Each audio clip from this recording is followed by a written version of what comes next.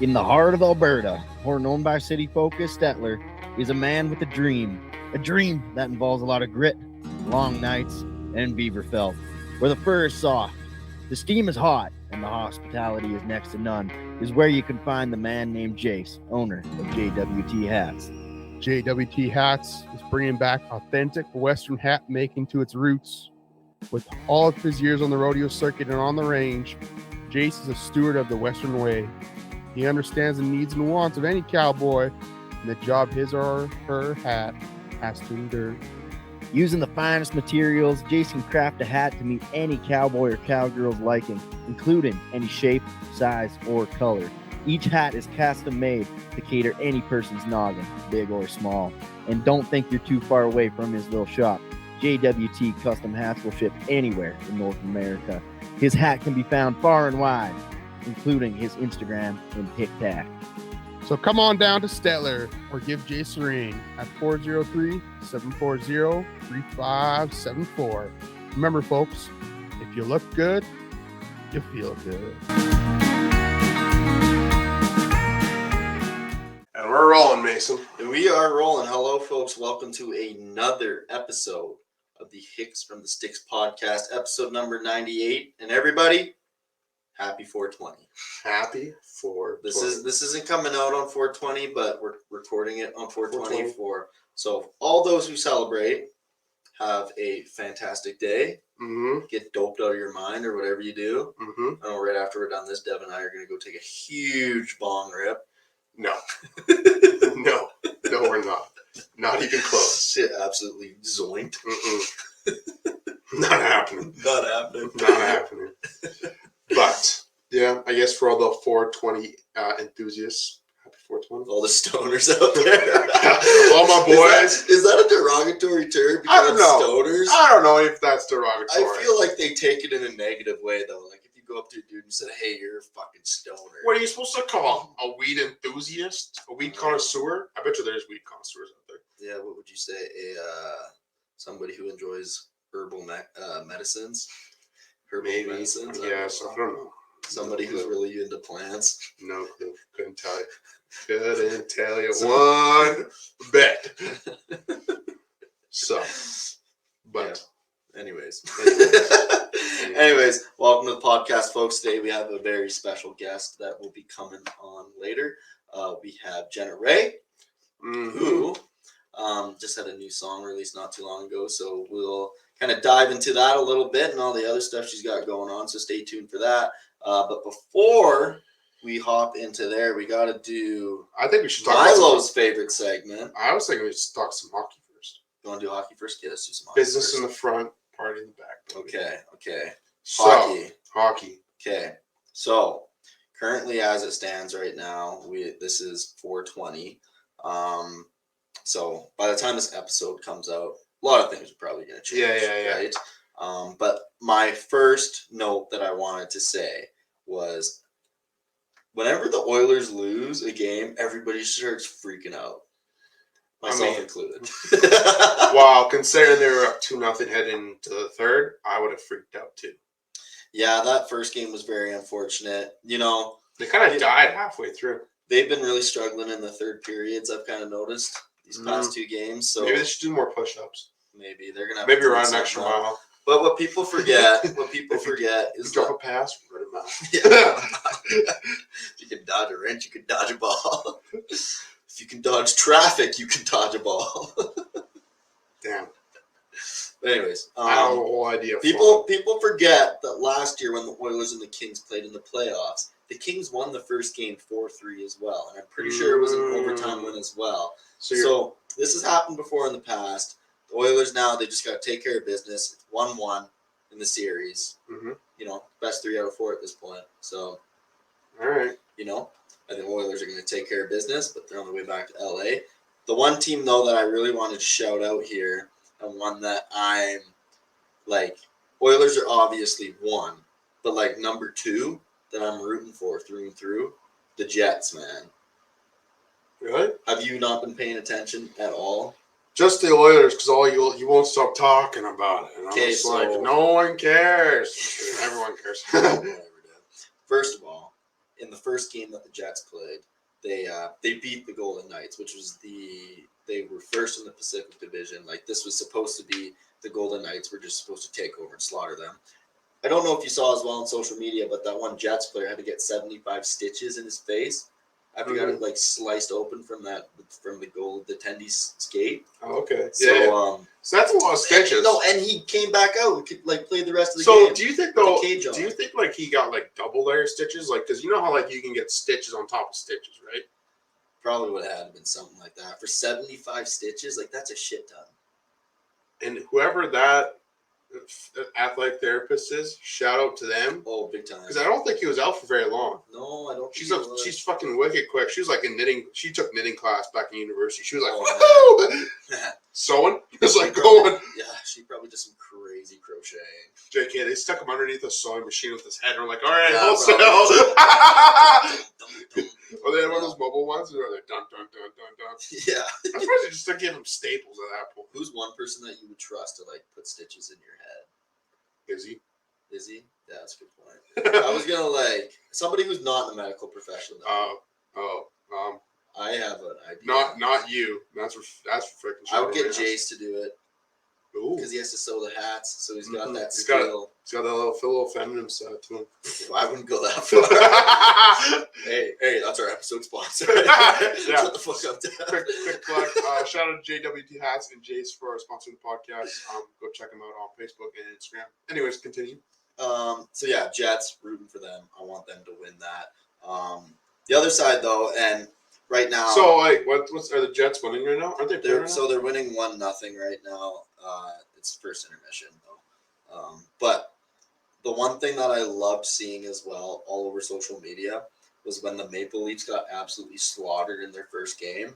Mm-hmm. Just watching, like seeing all the memes coming out of, and all the people commenting how the Leafs will never make it out of the first round and stuff like that. I find it awesome. It's so funny. Like, Leafs fans are just something else. So, but with that in mind, I mean, like the Leafs slaughtered the Lightning tonight, so now that series tied. So could go either way, I guess. But yeah, this playoffs has been wild, man. You think so? I think so, because when you look at it, out of all of the series so far, they're all either tied 1-1 or the first game they played, the bottom seeded team like won the game. Mm-hmm. All except for the Jets Rangers series, where the Rangers are just going to stomp. Or sorry, the Devils Rangers series. Yeah, I'm surprised the Devils are even in the playoffs. Dude, the Devils were like unreal. I don't know. You always got like that. Like you don't really like in the past. You never thought that the Devils would make it. Yeah, and even the Kraken kind of had an upset as well when they beat the Avs. First game tied 2-2 right now. So, it's going to be an exciting playoffs. Go Oil. I guess. Go Oil. Dev, are you rooting for the? Oh, should we tell everybody about our bet? All right, people. Dev and I made a bet. We got a bit of a bet going on. Yeah. So here's how the bet works. There's a bit of structure to it. Yeah, it's kind of complicated. So it's kind of everyone turn up your radios for a second. Yeah, listen up. If the Oilers, so here's how it works. There's a tattoo on the line. All right? Tattoo is the wager. And we're actually going to do it. I know we've said, we're going to get tattoos, but we're actually going to do it. We'll book the appointment. Tattoo, first of all, the bill's going to get split 50-50 no matter what. We decided. It's fair. It's fair. We're both Dutchmen. 50-50. So basically how it works. Unless somebody wants to sponsor the tattoo. Yeah. That'd be sick, actually. Yeah, that would be sick. If you want to sponsor the tattoo, let us know. Maybe we'll even, hey, how about if someone wants to sponsor the tattoo will change to their logo. No. Could you imagine? No. Let's talk about this after. Okay, the original bet. All right, the original bet. The original bet. So Oilers lose in round 1. Mason has to get the Hicks from the Sticks logo tattooed on his body somewhere. We haven't figured out where yet. They lose in round 2. He has to get a tattoo of my choosing, but no. We never said it was of the other person's choosing. It's a non-regrettable tattoo. Yeah, that's the term we're using. Non-regrettable. Non-regrettable. So it's like it's so funny, but it's non-regrettable.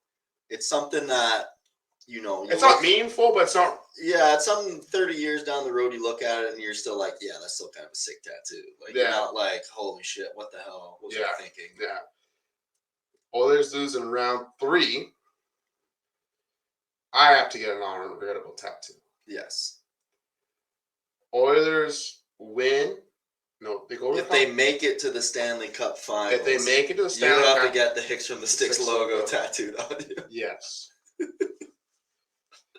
So I'm actually like terrified right now of this bet. I would be after game 1. Oh, whatever. We tied it up, man. I'm not scared. Anyways, so that's the bet. Stay tuned. We're actually going to do it. The moment it happens, we're going to book an appointment. We're going to get it done. Unless it's like middle of May, then maybe not. But anyways. Oh, you're trying to use your job as an excuse now? Yeah, I guess so. Wow. Really committed to the bet, I see. Yeah. Anyways, all right, should we hop in Milo's favorite segment? Milo's favorite segment, the Western word of the week.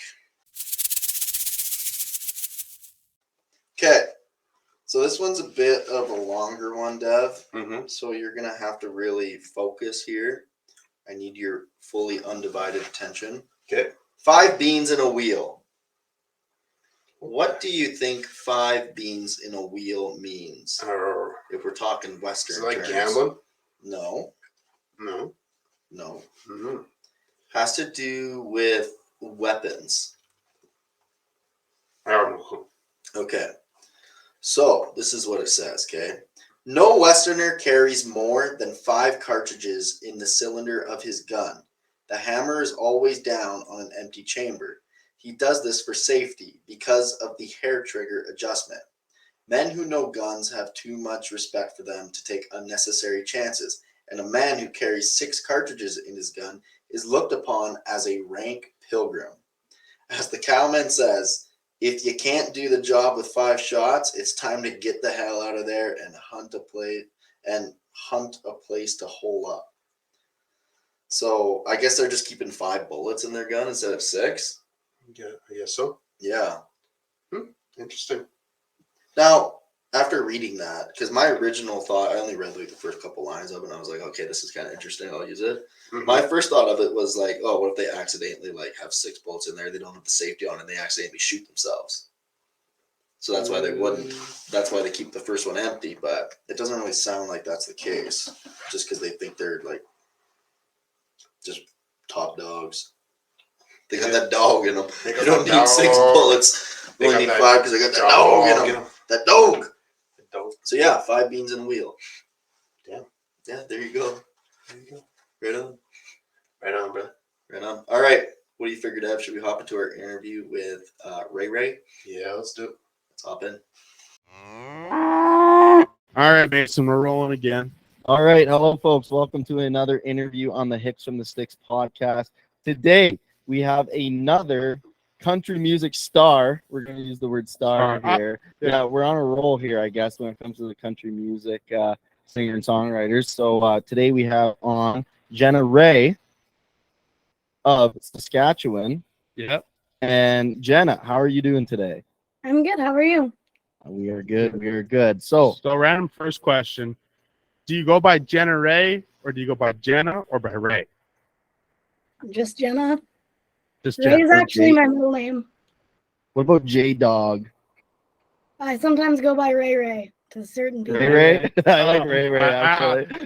All right, we're on this interviews with Rae. Yeah, we're going to refer you to Rae going forward now. So, Rae, do you kind of want to introduce yourself, where you're from, kind of a little bit of your backstory? Well, my actual name is Jenna Myers. That's my actual last name. I go by my middle name for my music. I'm from Minton, Saskatchewan, 20 minutes just north of the Montana border. Southern Sask in the prairies, no hills, no trees. So what are you guys doing out there then? We have 130 head of cows. Oh, okay. Yeah. Farm girl, right on. And actually, I guess that makes sense because I think Devin said that we needed to postpone this for our own personal reasons. But you said you're out working the cows earlier. So, yeah. What do you want to give a little bit of the history of the ranch then? My great-grandparents moved here from Switzerland, and they are actually, I live in town. My grandparents still live on the ranch, but we're literally 2 minutes north. My grandpa actually was the one that kind of started the town of Minton, and it was actually supposed to originally be called Myersville, and it got switched over. He didn't want it to be named that. So you're kind of royalty around there. Yes, he's the one that got the train to come all the way this far. So the train tracks actually stop in Minton. Okay. So pretty much you can do whatever you want. And like no repercussions whatsoever. Do you wear a crown everywhere? No, I do not, sadly. You're not the princess of Milton? No, I'm So not. you guys came from Switzerland. Is it all Highlands? No, we do have scimitals, Fleckvie scimitals that originally came from Switzerland. We have a few of purebreds of those, and they're actually they're beef cattle, but they're kind of dairy cattle in Switzerland. So Okay. they're kind of built like Holsteins. Yeah. But we have red Angus and some black Angus and Hereford and a little bit of Jersey mixed in there too. Just a little bit of everything, eh? There you go. A little diversity. That's right. All inclusive. Right on. That's right. So like, how? That might help. What's We're very professional around here. Man, I didn't even drink beer before this. So your grandpa kind of started the ranch, and what's kind of your involvement in? Are you still there full time at the moment? Or are you kind of semi? Like, what's it looking like for you? Well, I'm still in high school, so help out every now and then. We just started calving on Wednesday, so we tested bulls today. We had twins, actually. That's why I was almost gonna be late. We had a set of twins. Yeah, twins will do that. Yeah, twins will do that. Are you a fan of? Because we've interviewed a couple ranchers here and there throughout the past year and a bit, and I wouldn't say it's been 50-50, but some people love calving, some people hate it. What's your opinion on it? See, I'm kind of spoiled because I'm the youngest, so I do love it because I just get to feed calves, and I'm not always called out to kill them. So I get to deal with the fun side of it. Yeah, that's fair. Enjoy it while it lasts. Yeah. So. Yeah, next thing you know, you're going to be taking over the night shift, and then it won't be any fun anymore. Exactly. All right. So, quick random. Well, I found this random fact when I was looking you up, doing a little bit of research. You have your auctioneer diploma. We'll start off hot here. Do you have your auctioneer diploma? You have your auctioneer diploma, correct? Yeah, I got that in January. All right. What is it called? A chant or a rant? Chant, right? Well, John, I think it's called the chant. Chant. It? Have you figured out your chant yet? No. No. Oh, so honestly, I got it, and then everything got busy, and then I have not practiced. Oh, okay. What was the inspiration for getting the auctioneer diploma, and where did you do that at? It's actually a funny story. So my dad always makes fun of me because I talk really fast, especially when I get mad or I get nervous or anything. I talk very fast. So I was actually working in the summer. I was working in Outlook at a dairy, and I was driving to my grandma's maybe, and my dad phoned me to tell me that my little 3-month-old colt had ripped her leg open on barbed wire, and he goes, "Oh, by the way, you got in." And I was like, "Got into where?" And he's like, "To auctioneer school." And I was like, "I didn't apply to auctioneer school." Yes, you did. Oh shit, he did it for you? Yeah. Oh yeah. Well, I know what your dad wants you to do for a career. Yeah. So we hit it up in January, just north of Winnipeg, to the auction. You all the way up there? Was that like a 2-week program, or how did that look? It was a 1-week thing, and it was only me and one other guy that did it. Oh, really? Yeah. Just a 1-week course. So how long were the days? It was 9 o'clock till 5, depending on the day. Sometimes we got let off early. And then at the end, our final was to auction off some cows. Oh, cool. But All he's right. the only place in Canada that teaches you how to auction off cattle. Everywhere else is just like real estate, antique kind of stuff. Oh, okay. Yeah. That's right. pretty cool. So overall, pretty good experience. Yeah, I'd like it. I'm So you going got to any good? college You in got any Olds good? next year, so maybe You I'll got get any in. good stories from being out there? No, it was pretty tame. It's cold. Yeah. Seen a lot of moose. That's about it. There wasn't any clash drama between you and that one other guy that was doing it. No, none at all. We actually ended up knowing each other kind of somehow. Okay. Okay. No, right All on. right. So is that something you're potentially going to pursue a little bit in the future here? Yeah, I'm gonna see if I can get a job out here. Everything was a little bit hectic, so it's slowing down. So get some Okay. practice. I know you haven't practiced your chants, but would you want to do it on air, or is that something that you want to save for the? We gotta hear it. We gotta hear it. I'm sorry, but you gotta do it. No, not at the moment. Haven't practiced since January. I'll go first, and then you go, and then we'll see who's better. Okay? And I didn't go to school. All right, I want to hear this now. All right, Mason, Okay. go. Carry 5, 5, 5, go to 10, 10, 10, go to 15, 15, 15. Here we go. I don't know. All right, your turn now. That was probably better than I could do, so I think we can just leave it at that.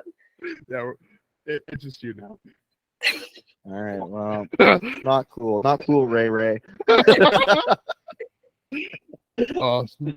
All right, and we like to do a quick icebreaker question, and this one has been inspired by a former podcast guest of ours. Mason will understand this one once I say it.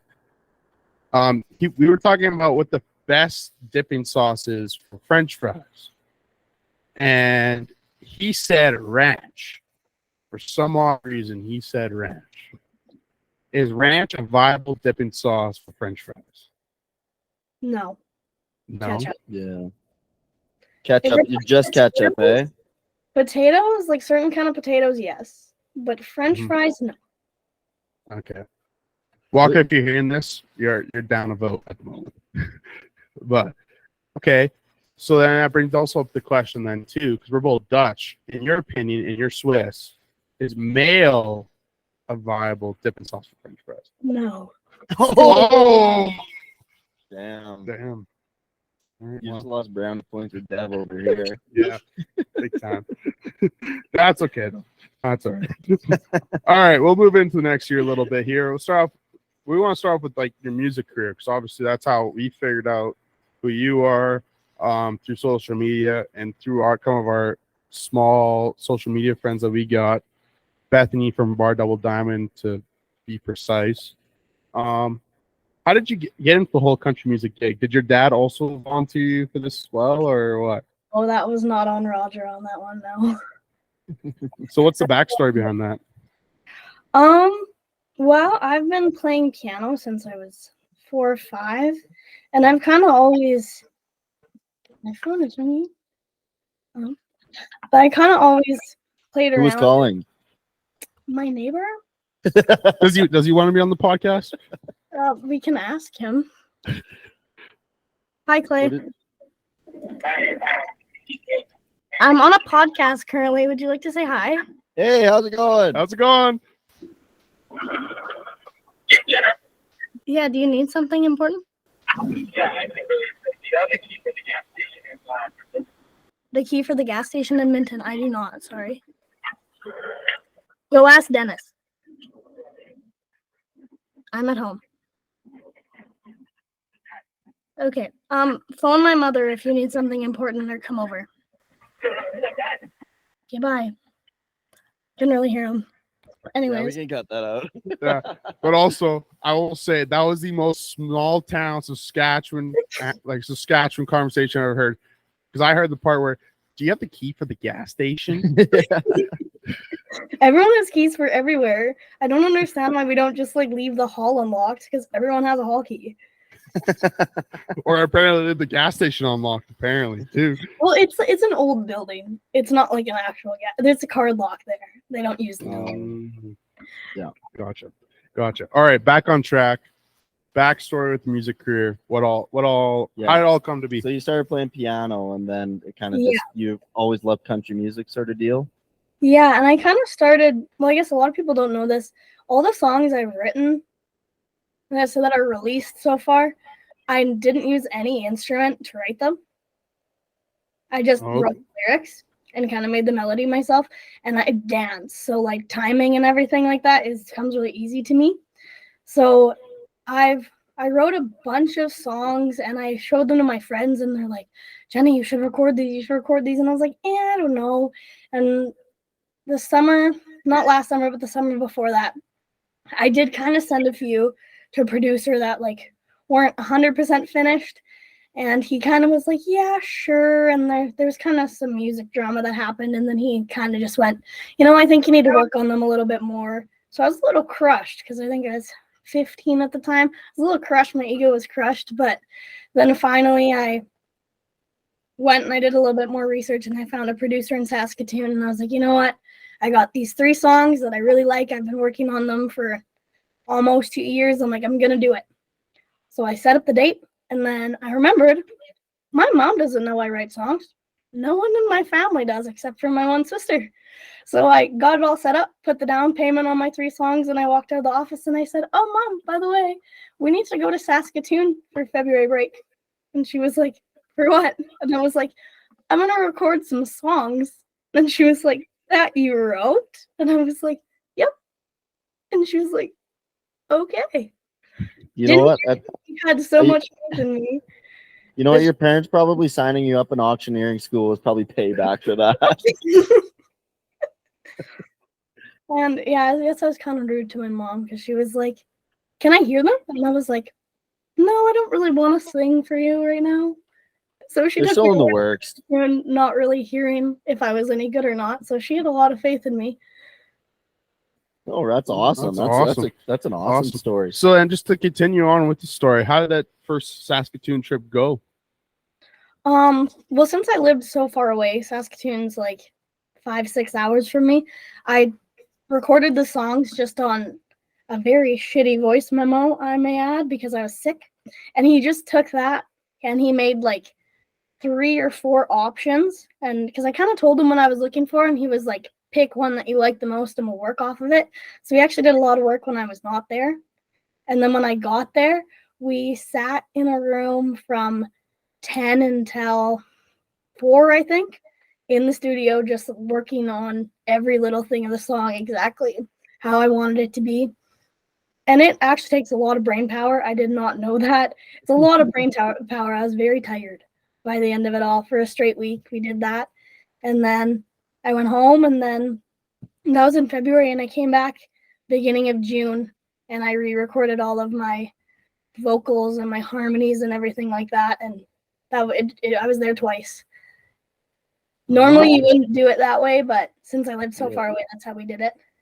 So when you were sending these samples to these producers, were you just sending the vocals, or did you have like some music that was with it as well? Like were you maybe playing the piano as well as just some music in the background, or was it kind of you just sent the vocals and then you said, "Oh, I have an idea how I want the instrumental part to go," and then just go there and kind of figure out that part? It was all just vocals. And even in the voice memo, I'd just be like, there'd be a pause, and I'd be like, "I want an instrumental part right here," and then I'd continue on.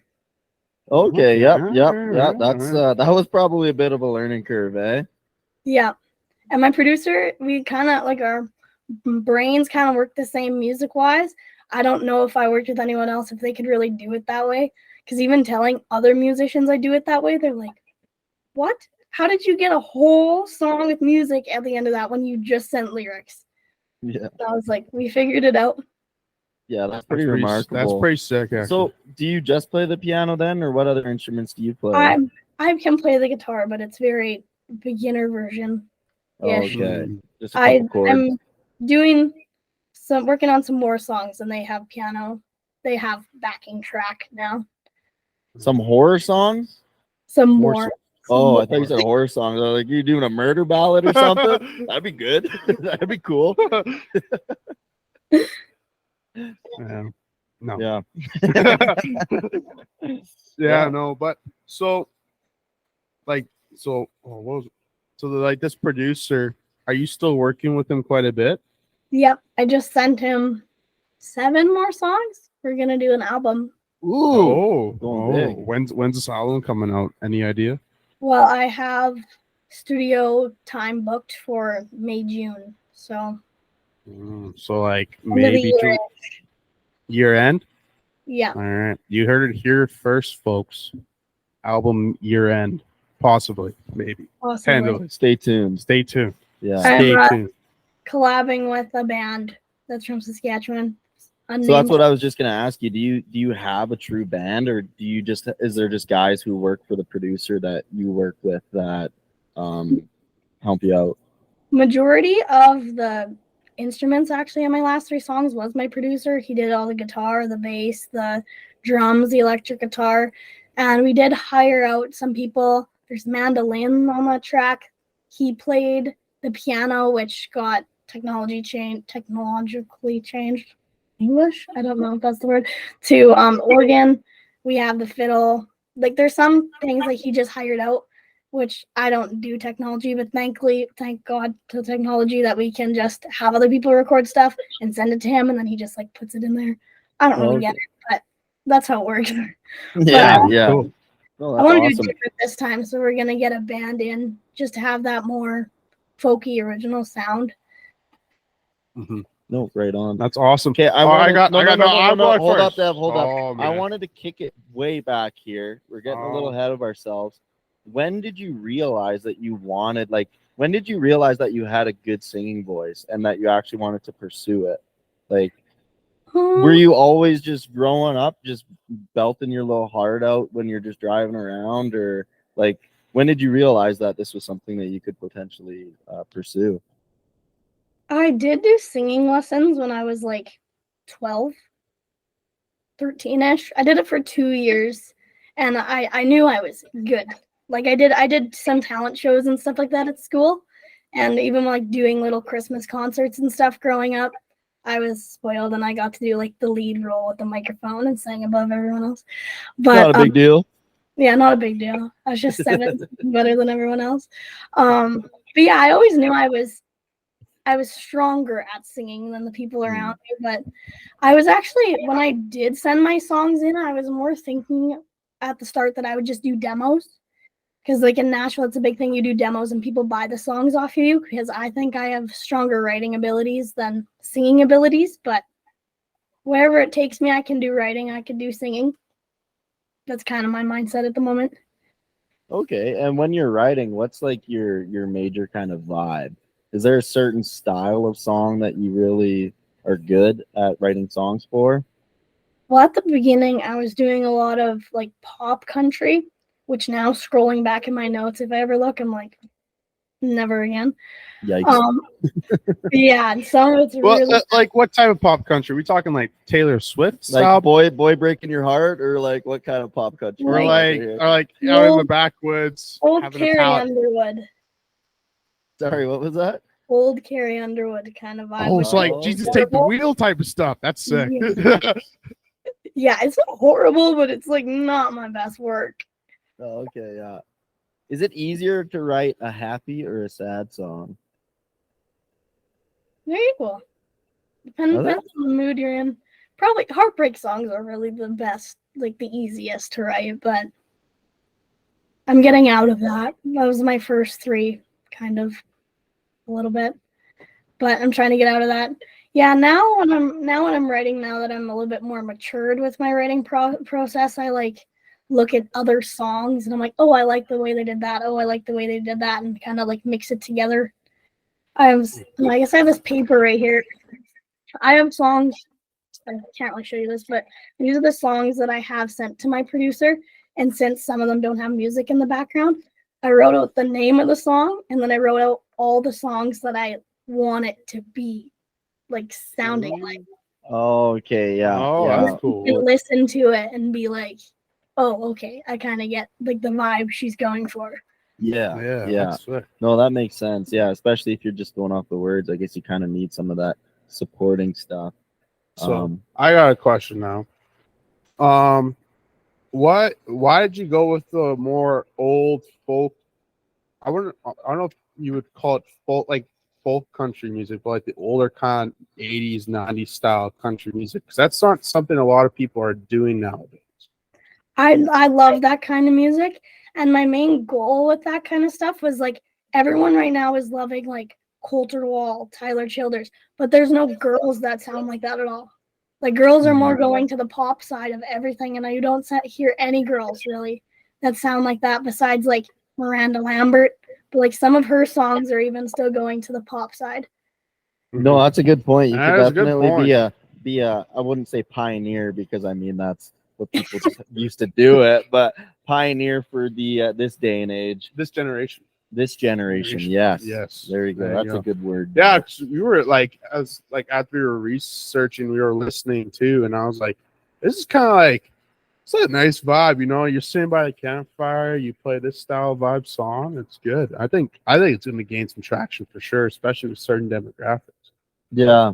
Well, and Smart. just even like you said, I feel like they're starting, not everybody, but like people are starting to veer back to kind of that older style sounding music. So, yeah, I'm all for it. That's the stuff I like. So, yeah, you got my support through and through. Well, I was like, when I first kind of heard you guys, I was like looking through, and then obviously I follow you on social media, and I seen that you guys had Benjamin Dakota Rogers on here, and I was like, Mhm. I need to listen. I didn't even know he was from Ontario, but Right? I've been really into his music for the last like 3 months, and even like on this list, it's like 6 of his songs are on this list for my. There you Oh, there you go. go. There you go. So Yeah, it's like 3 of them. There's like one big bracket, and it says Charlie Boy, Benjamin Dakota Rogers. That's the vibe I want for 3 of them. Probably the only reason you did this interview with us. And I seen it after I said okay. So okay. Whatever you say. No, so that leads into good for this next little piece here. Because you brought up a couple big names. Who are some like kind of major like country music stars as mentors, but then also who have been your like local mentors as well? Lainey Wilson was a big one for when I was first starting, but now I'm getting into more like Braxton Keith, the Dead South. They're from Saskatchewan. They have such cool sound, and no one knows they're from Saskatchewan because no one listens to them, and they only play in like the States. Mm-hmm. Mhm. And then like, yeah, Dolly Parton. Like, there's some really old people like Chris Ledoux. Yep. There's like a few of them. Brandy Clark. She's from the States somewhere, but she also has like that older sound that like Coulter Wall and them are trying to do, but from a woman's point of view. I really like her stuff. No, right on, right on. Well, where do you one of the guys who's really popped off for the past year and a half here has been Zach Bryan. What's your opinions on him? I kind of put Zach Bryan and Tyler Childers like in the same category, which some people disagree with, but like lyrically, I like them a lot. But their sound is just like too folkish to me and like less country. So like I'll use them as like inspirations for like lyrics because it's like more like poetry. Yeah, But for sure. the backing track is too folksy really for my liking. I still listen to them. They're still on my playlist, but for inspiration wise, they're not really popping out at me. So then speaking of which, we're talking about writing songs here. Are you reading the dictionary every night? You know, learning new words? I do have a Western word book thing that like I think Coulter Wall has the exact same one. And sometimes when I'm looking for rhyming words, I'm like, Who's the author of that book? couldn't tell you. I don't know. Is it by chance? Is it called Western or is it called Words of the Wild West No, by Raymond F. Adams? Oh, it's a different book. not that Okay. one. All right, never mind. I'll look that one up now that I have the title for it. Yeah, we do a little segment on here called the Western Word of the Week. I bought this little dictionary, and yeah. No, but yeah, no, that's definitely smart. Like I think Eminem used to do that. You would just study the dictionary every night. I don't know if you want to rap at all, but I mean, if you foresee that in your future, Might have definitely to put it in an Auctioneer song. Yeah, Yeah, right. there you go. That is one that got sent to the producer. The Auctioneer song. Oh, Auctioneer song. You definitely should do something. so I don't want to pick at it because it's obviously still in the works. Is it then a faster paced song then, or is it slow? Yeah, it's fast. Oh, it should be fast. Yeah. Well, you never know. It might be an It's Auctioneer not song. Maybe. about auctioneering, but it's sang like an auctioneer talks. Is it gonna? Are you basing it off of Sold? It's based off a rodeo. Oh, okay. Okay. Okay. Right All on. right. We should probably stop picking on, give away all the secrets. That's right. Yeah. Yeah. All right. But speaking of songs that you've produced today, what's your favorite song that you have produced? That was hard. Border Town Saloon, probably, or the one coming out. It's a tie. Beg to Differ. Everyone loves it. Everyone loves it. And when I got to the producer, I was like, yeah, I don't even know if I really want to record it. Like, it's good, but I don't love it. And then out of all the ones that I've shown people, like if I show them all three of them, they're like, Beg to Differ is by far my favorite. And I've heard that from so many people that like record music. They're like, yep, everyone loves the one you don't really like. Everyone's like, I love it. Be like, really? That's awesome. That's awesome. So yeah, the new song that's coming out. When's that coming out? 15th. So 4 days from today. 4 days from today. I guess it comes out at midnight, so 3. Okay, so technically, so for the people listening to this right now, this will have come out after. So everybody, pause the podcast. Yep. Go listen to it and then come back. Yes. And also save it. Save it in your Apple Music or Spotify. That's right. There you go. Right. Add it to the playlist. Do what you got to do. Thanks for the plug. There you go. No And worries. Ain't no worries. That's no what we're here for. Exactly. So, what's like been the biggest challenge so far in your career that you have found? Probably being in high school still. Yeah, that's a big one. Yeah, I'm going to ask another question. Juggling, because also we were going to talk about this later, but you have your little boutique as well. Yeah. You work at the ranch. You do music, and you're still in high school. How do you have like? And you're still on the honor roll. How do you maintain all of that? Yeah, how does that work? You don't. It doesn't. You do at the same time. There's a lot of times, like if class is slow, I'll just be like on my computer answering business emails, and they'll be like, Jenna, what are you doing? I'm like, actually working. Yeah. Fair enough. I'm working on my my algebra right now. Don't worry about it. No, so would you say though time management is probably your biggest challenge at the moment? Yeah, especially since I do sports and other things. Sports as well? All right. What sports do you do? I dance. I play volleyball. Is dance a sport? Oh no, we're not gonna work. Sorry. I teach dance, so don't even. Dance is a sport. It's a performing art. It's a sport. Okay. Don't continue. What other sports do you do? I'm saying from experience, I've had two sisters that dance. This is the biggest debate in my family. Do not this rips my family apart. So don't. This is a question you never ask. And I can see you play hockey, and hockey players are the biggest. No, ones. I didn't actually. I just like watching it. I did way dumber. I did way like less cool sports. Yeah, you did hockey. speed skating. Yeah, and volleyball. Sorry, I wasn't judging. That wasn't a judging phase. What other sports do you do? Basketball. That's what I've been the busiest with. We went to provincials again this year. Okay. Oh, shit. No big deal. So I'm assuming that your school is a 1A school, right? We have like 85 kids, kindergarten to grade 12. Yeah, that's definitely 1A. Every girl, grade 9 to grade 12, plays basketball. It is. You point guard then? How tall are you? I'm like 5'1". Point I am point guard. All right. Cool. Right on. That's awesome. Do you have any more sports questions? No. We did get all. second in the province, so if you were wondering. How's your three? How are you from 3? Top of the key, it most likely goes in. From anywhere else, depends on the day.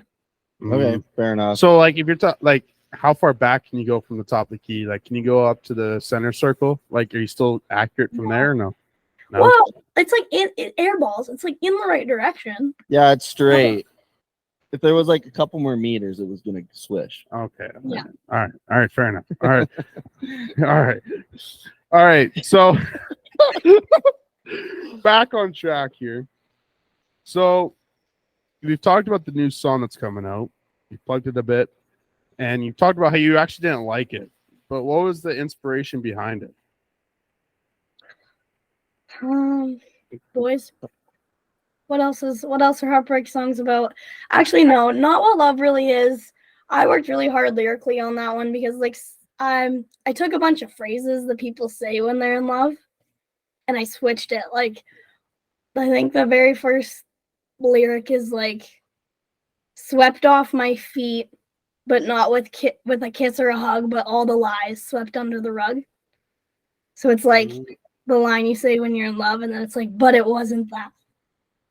So you're taking the cliches that people say and like using that and making it more emotional, I guess, in the negative direction. Yeah. No, that sounds cool. That's actually really cool. good. That's really That's good. cool. Was there a direct story related to it, or are you just sad? Were you just sad when you were writing it? I was just, I don't know. I was just playing around with it. I actually had a storyline in mind for that one.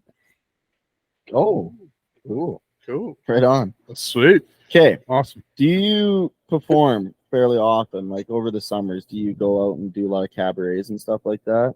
No, I don't have a band. I'm also like, usually I'm in Saskatchewan. You have to be 19 to do anything. Oh, one okay. show in November when my second song came out. I played a show with Jolie Blue. He's from Eyebrow. He came down. He has a lot of songs. You guys should check him out too. And another girl that just like kind of plays guitar and stuff down here. We did a little show. We had a bar. People came out. We played just to get out in the community because, like, again, my mom didn't even know I wrote songs. So like everyone else didn't know I wrote songs. So everyone was coming down to see what it was all about.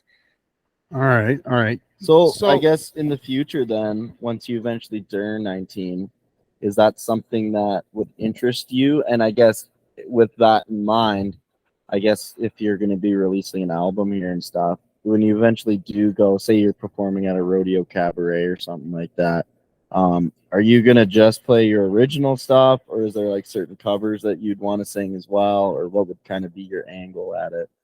I definitely do covers of some sort. When I played that other show, I only have 2 songs, so we did a lot of covers. Mm-hmm.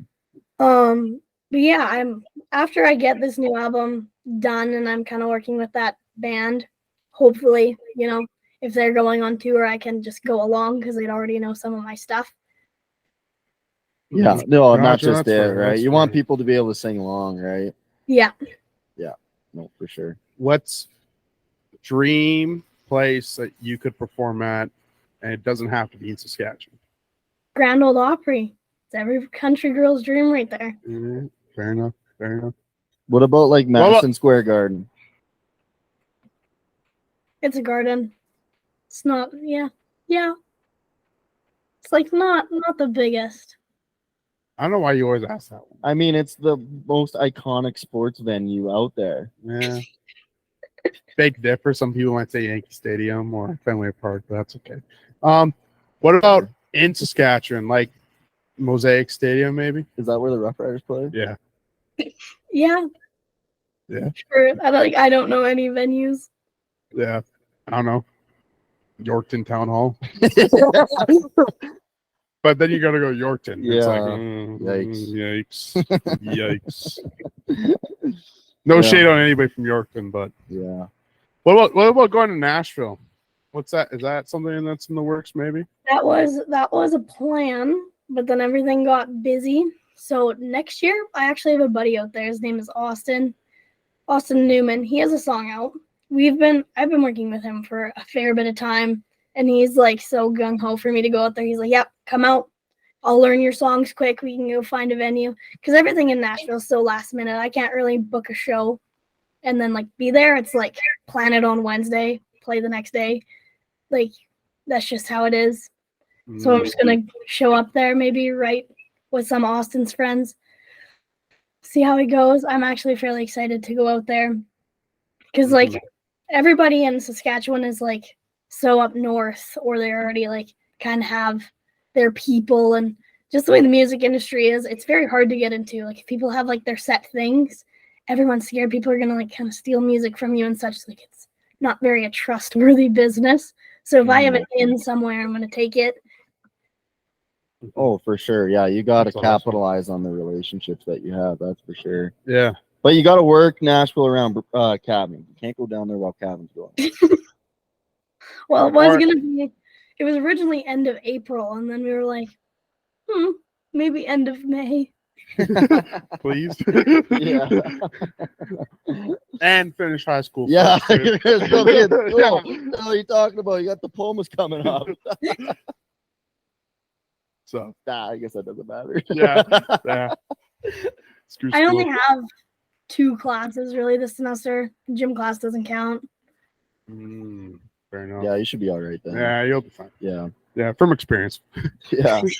Okay, so as a way of transitioning here to your boutique, I saw some pictures and stuff online of you on stage performing, and you get all decked out in the Western fashion stuff, right?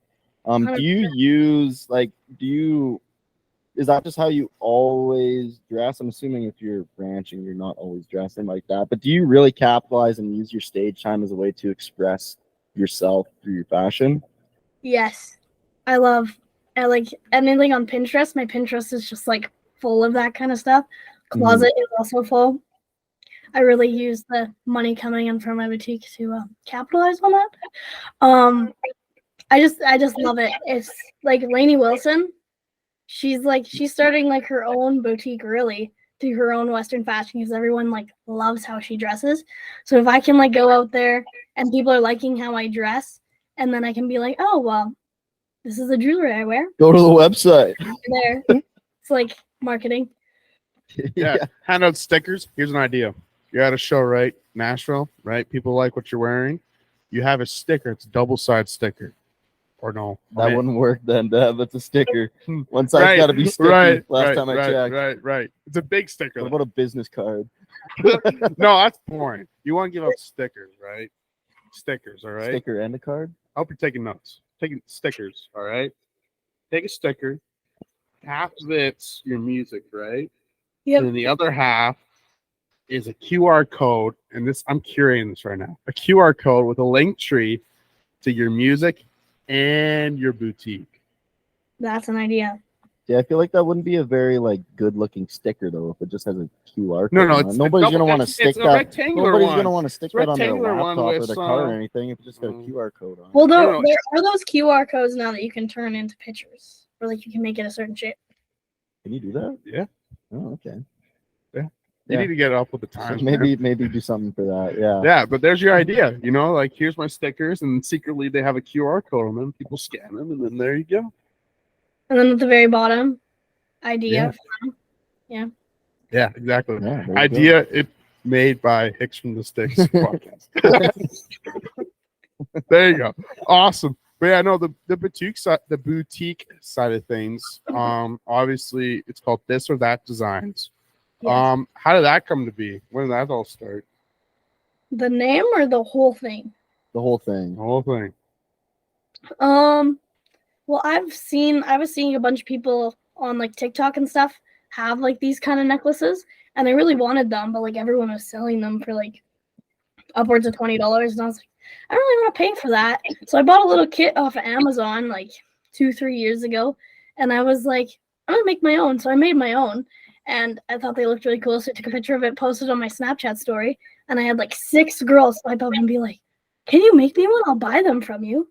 And I was like, sure. So then I kind of started making them for people around me, and then someone's like, you should make an Instagram page so then people can just DM you and make so you can make them for them. And I was like, sure, that sounds like a good plan. So I made up an Instagram page and started making a whole bunch of different designs and posting them. And then once I started to get a little bit better, like a year-ish later, I made a website, and people have just been so interested in it because there's a lot of people in the States do that kind of thing, and now I know everyone's starting to make their own boutiques and stuff like that with clothing, but I was like kind of the only one around that was really doing it and had a website for it. And then I got into like making other things like rings and earrings and stuff like that. And then now I've been able to import other things that I see that are really popping off. Like TikTok and Pinterest are like the two easiest things to see, are like what are in. And then you have to just kind of be the fastest person to be able to put it out. Yeah. Or you got to start a new trend. Yeah. Yeah. So I'm looking at your page right now. Do you only sell jewelry, or you'll sell other stuff? No, I've only been focusing on jewelry. I did have hoodies for sale with my logo on them for my 1-year anniversary, but after doing that, I figured out that clothing is very hard to sell. Yeah. Yes. Especially if you have it, like ordering it in and then selling it. Like if people had pre-ordered it, maybe a little bit easier, but just like buying a bunch and then trying to get rid of it. And I just don't have the space for it. Like jewelry stuff I can put into Rubbermaid totes and call it a day, but that stuff takes up a lot of room. So does that keep you pretty busy then? You getting a lot of orders? Oh yeah. Oh yeah. And now I've been trying to get to the more wholesale side of it. So like clothing boutiques and stuff that I don't have the clothes and stuff. They can buy stuff from me. They just like a bunch at one time and then they can sell it. Yep. So sometimes those orders are upwards of 120 chokers. Oh shit. Oh shit. Nice. No, that's awesome. Shit. That's what you like to hear. Awesome. All right. So do you make any like men's jewelry or just women? I have chains and copper cuffs. Okay. Okay. All right. No. But that needs a chain. Maybe. Who knows? All right. Before we get too far into all this, we want to play, like you said, you like Western fashion. We want to play a little game now. We want to see what style Western fashion you like. All right. Yep. So we're gonna name off different articles of clothing or different things that are happening right now in the Western fashion industry, because there's a whole. If you look on TikTok or Instagram, there's a spectrum right now. Everyone's a bit different. So we're gonna name off things. So first thing, you want to start? Actually, I think you I'll start. So just yay or nay, and then you can explain why, or you just say yay or nay. Okay. Well, how do you feel about the striped pants? Nay. Nay. I did own some a few years ago, but out of style. All right. Nay. Nay. Nay. All right. All right. Are you fringe girl? Sorry, repeat that. Fringe? French? Fringe. Fringe, not French. Oh. Yeah. Yes. Fringe is in. All right. So this is a follow-up question. You like the neon fringe stuff? What? No. Yeah, I've seen it. I've seen it before. What do you mean? Like neon genuine fringe? leather fringe. Okay. And that's it. Girls been putting color into their fringe, like bright pink, bright green. Sparkly. Yeah. Okay. Yeah.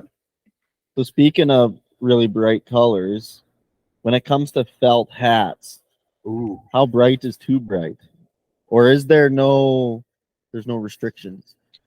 Some of the well, because you see more and more people wearing the bright colored ones, whether it's like the bright blue, purple. Well, I wouldn't even call this bright, but that dark. I think you have like a dark mahogany red one, don't you? I have like a burgundy one, yeah. Burgundy one, like abstract colors. Like how far is too far with the abstract? Orange. I've got a hat from Pro Hats, and like I follow them, and like they have like their neon green one is okay, but they have orange, and that's too far. But it's a little ugly. What about like hot pink? That's okay. That's okay. That's okay. All right. Another one. Yeah, I've seen it before too, because a couple of the accounts we follow on our Hicks account. The girls that are wearing the cowboy hats with the dangly shit off the brim. The brim. What do you mean? You haven't seen it? No. Oh man. What? How have you not seen that? Yeah. So yay or nay on that? You know what I'm talking about? No. No. I've seen that's a bachelorette trend. I've noticed some girls have been doing that. Well, like if it's like for a party and like they make the hats, like then it's okay. But like if they're just like wearing them to a concert, no. No. All right, me on that. All right, this one is the one Devin and I like to call it the Calgary Stampede Special. Um, I don't think we've ever called that I know. before. But what do you? What? I already know what you're talking about. The Holstein print, like Yeah. shirts and pants. With the skinny jeans with the white Amazon boots. Yep. No. We don't like So that. Holstein print is off the table. Yeah. Well, if it's like one of like those undershirts, like like the long sleeve shirts people wear, like the t-shirts over top, then maybe it's okay. Well, then here's another But the question. Holstein print crop top, no go. No go. Holstein print skirt. I don't No? own any Holstein print at all. Mhm. Actually, I own cowhide, but that's different. Okay. All right. You own the authentic Holstein. Well, it's not different, so different. Fuck a printer. I own the real deal. Awesome. All right, last one because you brought it up. White boots. If Yeah, they're man. actual authentic boots. I'm sponsored by this boot company in Texas. Sometimes I get different kinds of boots. I haven't got white ones yet, but Corral makes some really nice white boots. But they can't be the cheapy plasticky ones. Okay. With white boots, I'm assuming that you would really only wear that when you're performing because they just get dirty, wouldn't they? Well, you can't wear them for the inch. Yeah, definitely not. Yeah. Yeah. Yeah, exactly. Yeah. So, all right. Well, that was a little game of yay or nay, Western Fashion Edition, everyone. All right. What have been some of your favorite pieces that you've made for your boutique? Probably the Navajo pearl chokers. Mm-hmm. Everyone really likes those. They're simple. They go with everything. Sorry, the what? Navajo pearl chokers. Oh, chokers. Yep. Okay, I know what that is. Necklace. A choker's a necklace, is it not? Yeah. Yeah. Okay. Okay. I'm Don't starting to laugh at realize me, everyone, all of our listeners now, and Jenna, you're about to realize this. I'm starting to realize how much of a non-Western fashion person you are, despite the Western fashion person. This guy, he can't walk out of Irvine's without 3 new shirts and a new pair of jeans. And it's like, he has a certain style. I wear it. I don't know what it actually is. I don't know. I find it so funny when people are talking. They're like, "Oh yeah, I got the XX WR Wranglers," and I'm just like, "I got the Wranglers that were my size on the shelf. I don't know, they fit." Well, at least you know your size, and they're not too short. Yeah. You're halfway there. All right, perfect. Well, what length of jeans do you get? 38. Oh, so you switched it up. So I'm pretty sure you got 36 at one point. I did for a while, but yeah. Then you learned your lesson. 38s now. You're Yeah. on 38s. Smart man. I used to run 30 waist, but now I'm up to the 32. So that's a different problem. Yeah. Well, speaking of jeans though, the one thing I found is that like I run 38s as well. I should run 40s. Yeah, and you're 4 inches taller than me. I should run 40s, but I can't find 40s to save my life. Anyway, without it being like a third. Here's the thing though. I was introduced to cinch white label jeans like 3 years back, and when I like something, I cannot change it. So I've been trying to turn him into a Wrangler guy. Well, she said Kimes. Kimes. Oh, geez. Kimes are made for tall. Your checkbook. Holy shit. Half my closet is Kimes jeans. So. Holy smokes. Damn. Well, that answers that question. Yeah. There you go. There you go. Awesome. That stuff's so expensive. Women's jeans too. They're even more expensive. Aren't they like upwards towards like $200 almost? Facebook Marketplace is my best friend. $200 and they don't even have pockets. Yeah. Or belt loops is a new one. What? I got a pair of jeans the other day. They didn't have belt loops. Really? What? Yeah. Those are Kimes? No, I think they're Wrangler. Huh.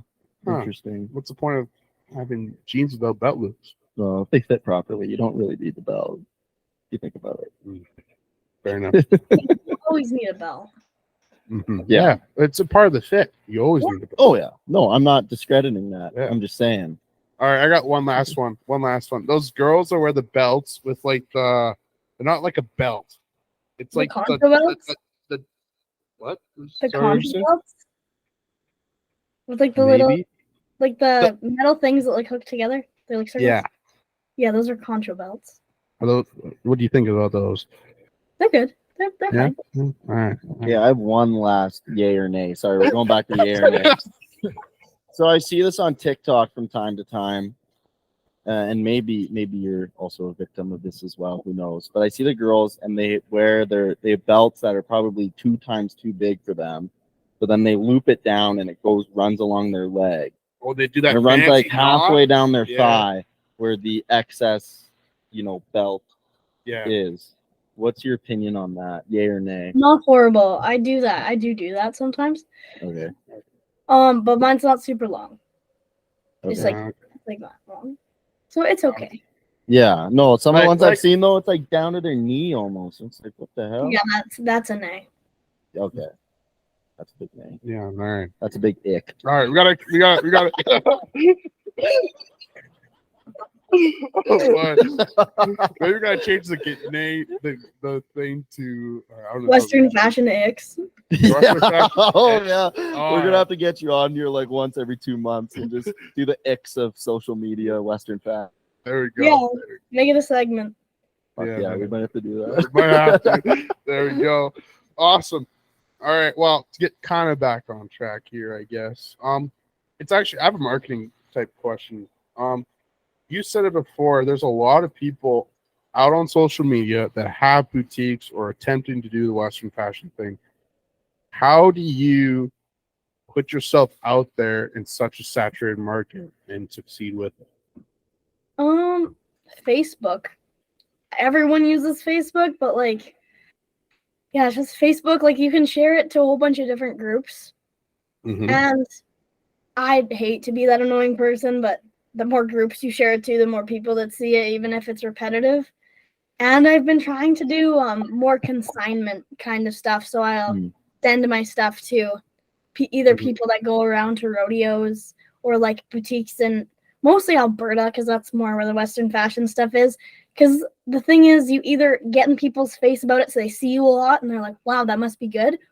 Or if I'm the only jewelry in that boutique, then like what's in front of them is what they want, and then they'll see that my product's good, and then they'll come back.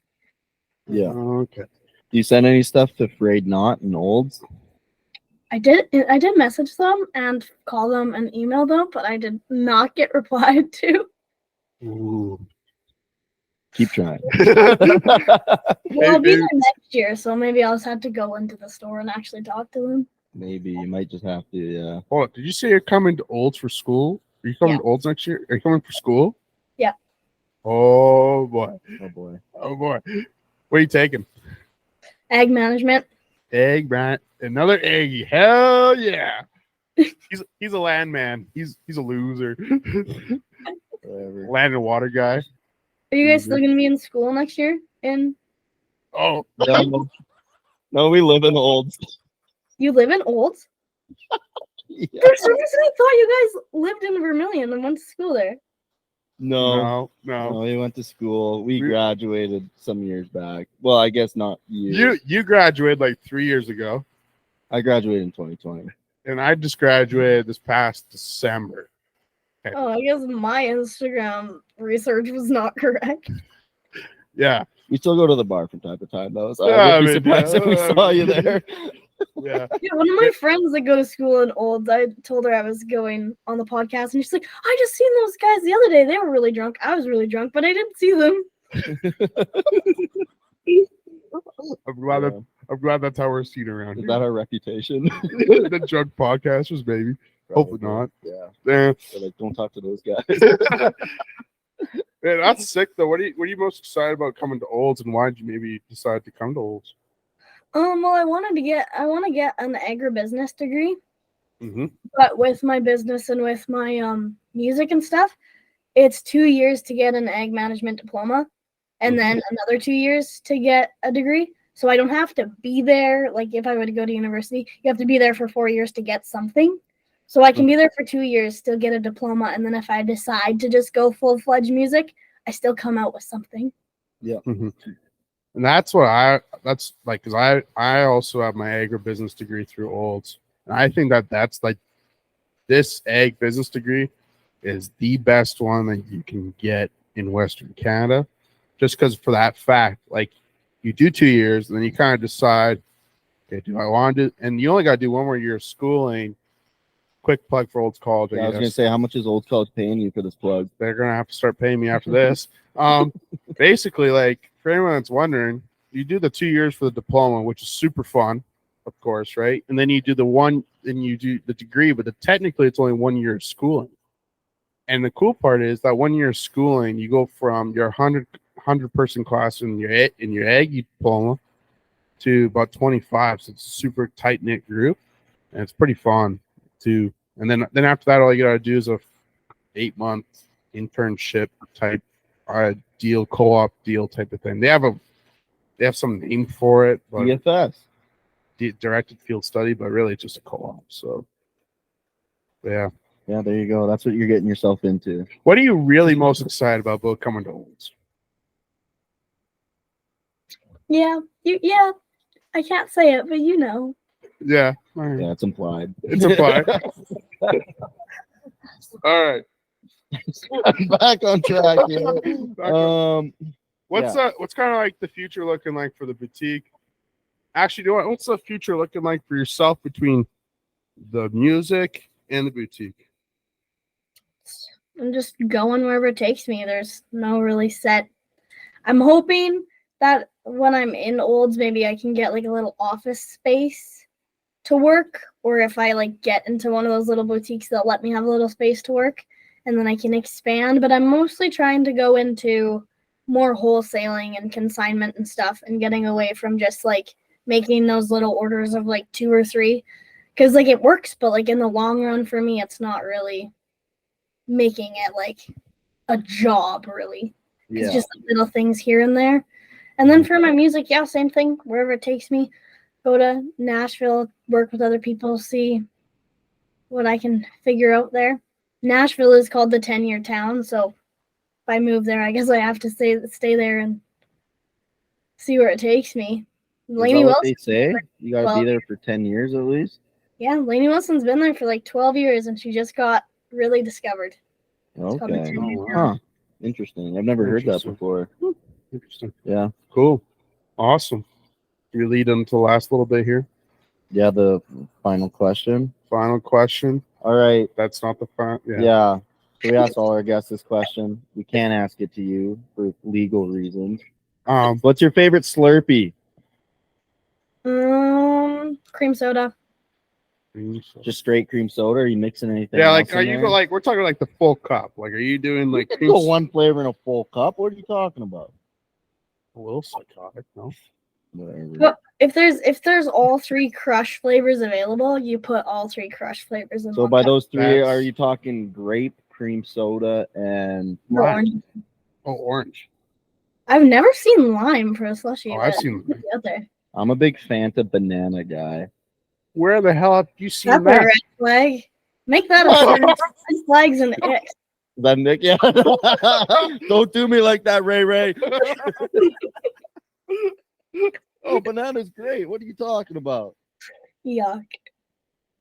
Whatever. Out of all of the choices, you pick that one. Yeah, it's a definite red flag. Well, I'm not saying I always pick it, but it's nice on the palate.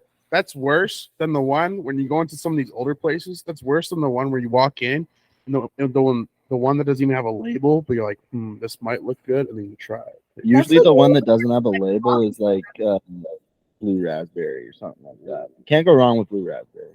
Yeah, that's a good choice. Okay, you're moving on. Less of a red flag. What? Less of a red flag. Oh, jeez. Whatever. You don't know what you're talking about there, Ray.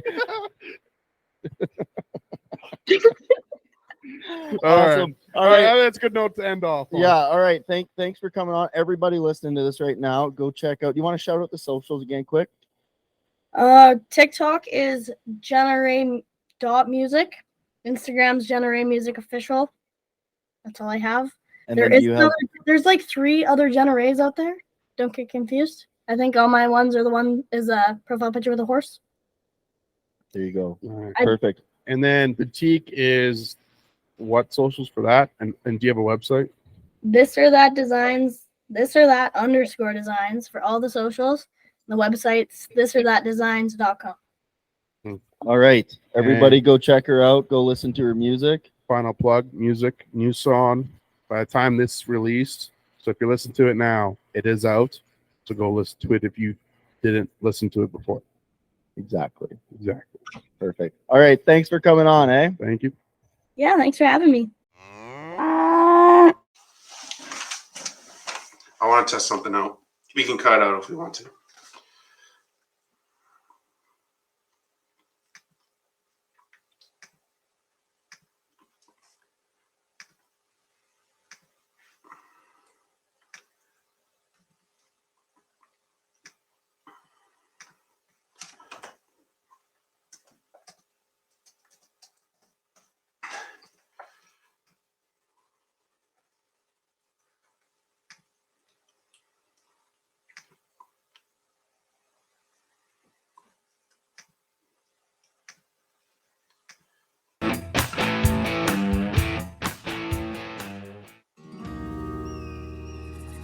In the heart of Alberta.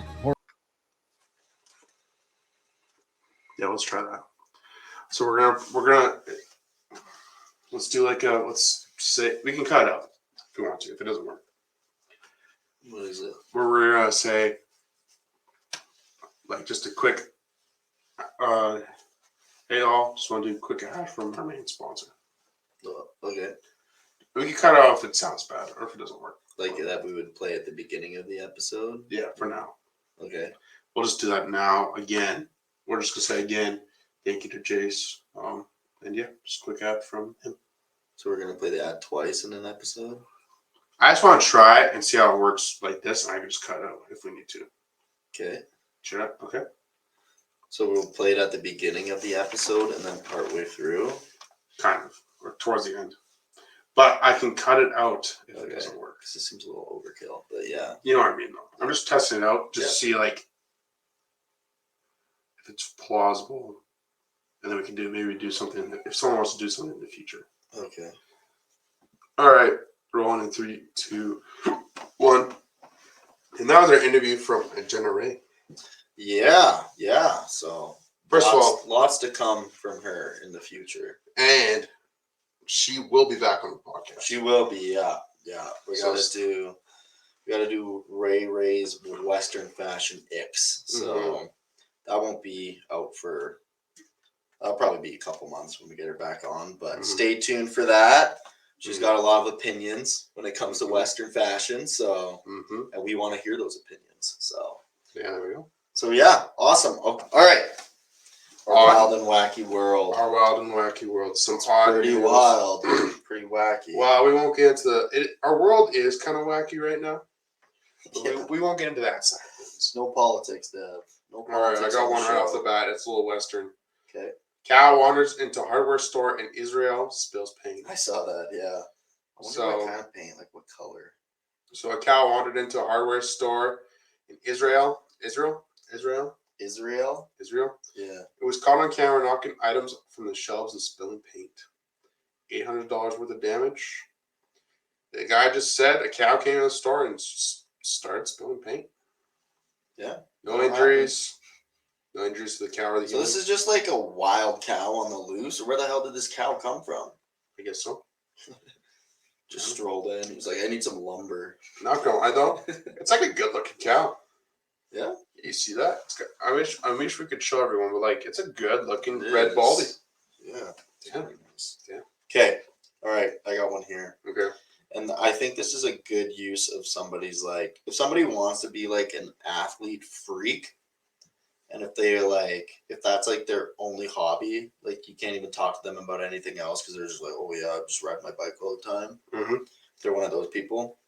French cyclist creates record-breaking GPS velociraptor. Okay, so I know this is a podcast and you guys can't see the picture, but You know how sometimes people, they'll go for a run and they'll like create an image from the route that they take with the tracker they have. This guy's created like an image of a velociraptor all throughout France from the roads he was taking. It measured 636 miles. That's how much distance he had to travel to make this velociraptor. And just shout out to you, man. It took him 43 hours and 47 minutes over the course of 6 days. So shout out to you, man. Florent, I'm not even going to try saying your name, man, because it's very French. Is it? Yeah. And also, apparently he chose a velociraptor for the image because it sounds like vélo, which is the French word for bicycle. There you go, folks. All right. Update your vocabulary, your French vocabulary. All right, I got one. The odds of this are just insane. There's no way that someone's able to do this, but a Maryland man wins his third lottery prize using the same numbers. Okay, so when we're talking lottery here, are we talking like millions of dollars? He won three $50,000 prizes in the span of just 11 months. Okay, I mean 50,000 per one is pretty. Yeah, but he collected two of them using the same numbers. Good numbers, man. You say numbers don't lie. I mean, he used the same numbers from the same place. So the odds of winning the lottery, actually, yeah, like that is crazy like odds. $50,000 worth of change. Like that gives you a decent. You can either pay off a decent amount of debt, buy a car. The odds of winning that type of money it's better than winning like the Powerball. But like, you know what I mean? Though, like it's like we'll throw out numbers like one in a couple mil, right? Mm-hmm. To do it same numbers, same place in the same year. Do you think that when you go to like and buy lottery tickets, do you think that you have a higher chance if you pick your numbers? I don't know. Yeah, I'm kind of in the boat where it's like doesn't really matter. You're better off just getting a random pick. But in the end, I bet if you look at the statistics, if you actually pick numbers, maybe it would be a higher chance. I don't know, man. Mm-hmm. I ain't no statologist. But you know. Yeah. All right. This is like the reenactment of Cocaine Bear. Okay. So sugar craving bear breaks into car and drinks 69 cans of soda. First of all, I love that he chose that number for that many to drink.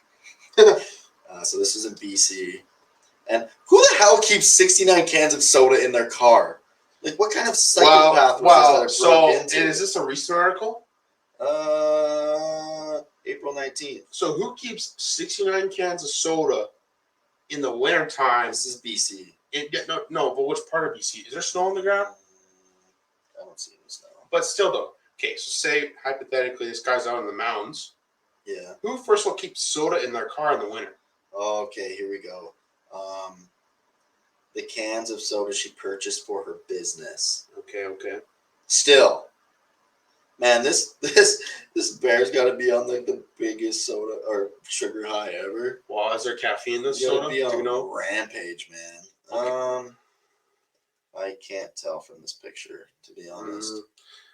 All right. Yeah, but yeah, it made its way through 69 of the 72 cans. Mm-hmm. How was this thing drinking it though? Oh, it was Orange Crush. Oh, so he wasn't caffeinated. Yeah, he was particularly interested in Orange Crush, but gave up after sampling some Diet Cola. So, that ends the debate right there. Yeah. Diet Cola is the worst. This bear's like, let me get some of this Orange Crush. He's like, I'm going to mix it up a little bit. He's like, ah, shit, this shit sucks. Just kidding. Yeah, so apparently the car had white leather in it too, so the combination of that with the Orange Crush looks pretty dope, apparently. Mm. And yeah, she's hoping the insurance company will pay for the damages. Although, I don't think there's bear damage is included in basic insurance. I doubt it. Yeah. Well, it looks like she's driving a Jeep Wrangler, so maybe she had good insurance on it. Who knows? But yeah, 69 cans of soda. How do you think this thing was drinking it? Was just like biting into it, and then it was just like a shotgun? Yeah, kind of. Must have been. Do you think he ate any of the cans? Oh, probably. Actually, I don't know, because if he tried eating it, it'd probably like cut up his gums and he'd be like, oh, do you know if it'd be freaking weird?